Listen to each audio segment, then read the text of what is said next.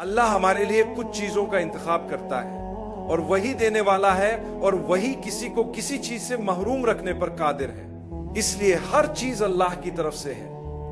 جب اللہ نے نبوت عطا کی تو انہیں چنا جنہیں وہ اس عظیم منصب کے لیے منتخب کرنا چاہتا تھا، اور ان میں سب سے بہترین ہمارے نبی ہیں. ہمیں یہ بات جاننی چاہیے کہ اللہ نے جن لوگوں کو چنا انہیں بار بار آزمائشوں سے گزارا. اگر آپ یہ سمجھتے ہیں کہ آپ کی زندگی میں مسائل، مشکلات، مصیبتیں یا آزمائشیں ہیں تو آپ کو ان لوگوں کی زندگیوں کو دیکھنا چاہیے جنہیں اللہ نے ہم سے بلند مقام پر رکھا، یعنی انبیاء علیہم السلام. یاد رکھیں کہ رسول اللہ نے فرمایا کہ اللہ کے نبی سب سے زیادہ آزمائے جاتے ہیں، پھر وہ جو ان کے قریب ہوتے ہیں، پھر وہ جو ان کے قریب تر ہوتے ہیں، اور اسی طرح سلسلہ جاری رہتا ہے. اگر آپ زندگی میں بہت سی مشکلات کا سامنا کر رہے ہیں لیکن آپ مومن ہیں تو یقین جانیے یہ ایک اچھی علامت ہے. جب اللہ اپنے بندے سے محبت کرتا ہے تو اسے آزمائش میں ڈالتا ہے. یہ آزمائش آپ کو اللہ کے قریب کرنے کے لیے ہوتی ہے، آپ کے دل کو نرم کرنے کے لیے اور آپ کو بہتر انسان بنانے کے لیے ہوتی ہے. اس کا مقصد یہ ہے کہ آپ اپنی ذمہ داریوں کے بارے میں زیادہ محتاط ہو جائیں، گناہوں سے بچنے کی کوشش کریں، اور جب بھی کہیں غلطی ہو جائے اللہ سے معافی مانگیں اور اللہ کی رحمت پر امید رکھیں. حضرت زکریا کی کوئی اولاد نہیں تھی اور وہ اولاد کی خواہش رکھتے تھے. ان کی عمر کافی زیادہ ہو چکی تھی مگر پھر بھی انہوں نے دعا کی. اکثر ہم میں سے بہت سے لوگ جب شادی کے بعد اولاد نہیں ہوتی تو مایوس ہو جاتے ہیں. وقت گزرنے کے ساتھ انہیں یہ خیال آنے لگتا ہے کہ شاید اللہ ہم سے ناراض ہے. میں دعا کر رہا ہوں لیکن اللہ میری دعا قبول نہیں کر رہا.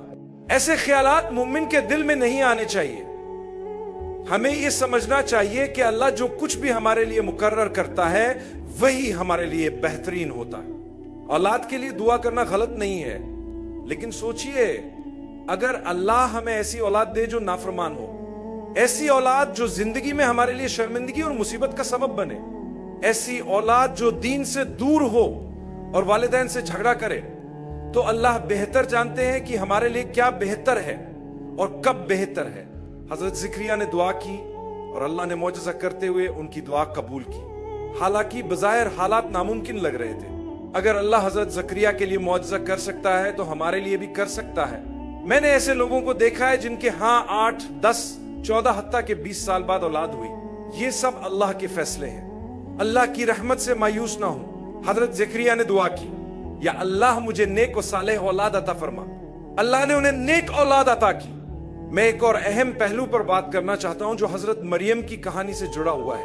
جب انہیں حضرت عیسیٰ کی ولادت کی خبر ملی تو وہ پریشان ہو گئیں کہ لوگوں کو کیا جواب دیں گی. یہ بہت بڑا مسئلہ تھا، معمولی بات نہیں تھی. میرے بھائیوں اور بہنوں، انہوں نے کیا کیا؟ انہوں نے اللہ سے رہنمائی مانگی.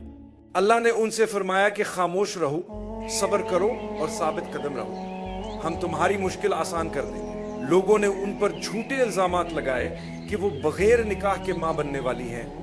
کسی پر الزام نہ لگائیں، ہو سکتا ہے وہ اللہ کے کتنا قریب ہو اور آپ کو پتہ بھی نہ ہو اور ہم اپنی نادانی میں سزا کے مستحق بن جائیں.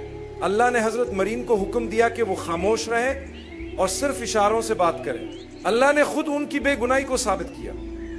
بچے نے خود بول کر ان کی سچائی بیان کی. دیکھیں خاموشی کتنی قیمتی ہے.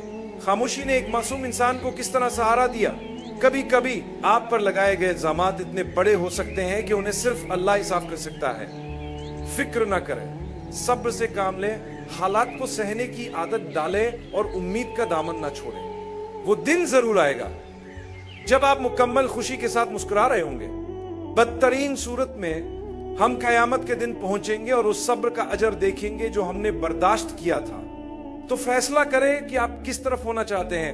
کیا آپ ان لوگوں میں شامل ہونا چاہتے ہیں جو دوسروں پر الزام لگاتے ہیں، یا ان میں جو صبر کرتے ہیں اور اللہ کی رضا کے لیے خاموش رہتے ہیں؟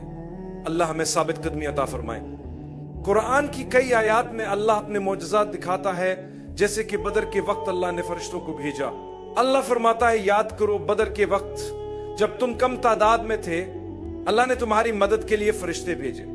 اللہ فرماتا ہے میں نے تمہارے لیے 3000 فرشتے بھیجے، لیکن اگر تم صبر اور تقوی اختیار کرو گے تو میں 2000 مزید فرشتے بھیجوں گا. जिससे वो 5000 हो जाएंगे। इसका मतलब है कि अल्लाह की मदद हासिल करने के लिए हमें 2 चीजें चाहिए, सब्र और तकवा।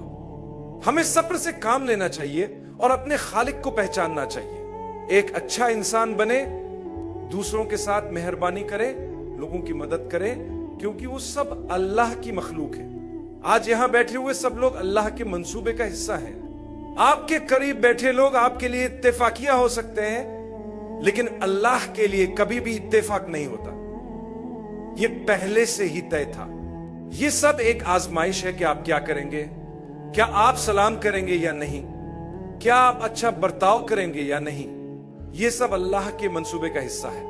फिर अल्लाह हमें बताता है कि सब्र और तकवा के बाद हम इंसान हैं, हम गलतियां करते हैं, गुनाह करते हैं। अगर हम कभी किसी गुनाह में मुब्तला हो जाएं, तो जैसे ही हमें याद आए फौरन अल्लाह की तरफ रुजू करें।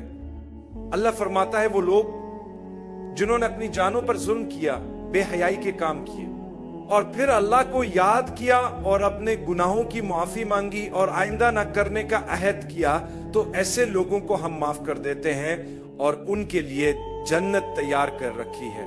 जन्नत किसके लिए है? हमारे दरमियान कोई भी मुकम्मल तौर पर बेखता नहीं है।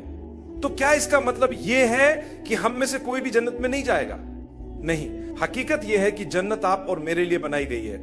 हम गुनाहगार हैं, लेकिन हम तौबा करने वाले हैं, और यही फर्क है, हम तौबा करते हैं। रसूल अल्लाह ने फरमाया कि तमाम इंसान खताकार हैं, लेकिन बेहतरीन खताकार वो हैं जो मुसलसल तौबा करते हैं। सिर्फ एक बार तौबा करने वाले नहीं, बल्कि बार बार तौबा करने वाले।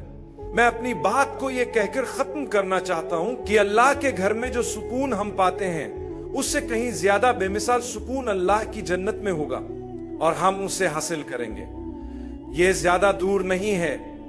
कोशिश करें, मेहनत करें, जब भी खता करें वापस आए, तौबा करें। शैतान नहीं चाहता कि आप वापस आए, लेकिन आप वापस आए, तौबा करें और अल्लाह की बख्शिश हासिल करें। जन्नत उन गुनाहगारों के लिए तैयार की गई है जो अल्लाह से तौबा करते हैं। लिहाजा अल्लाह की रहमत से उम्मीद न छोड़ें।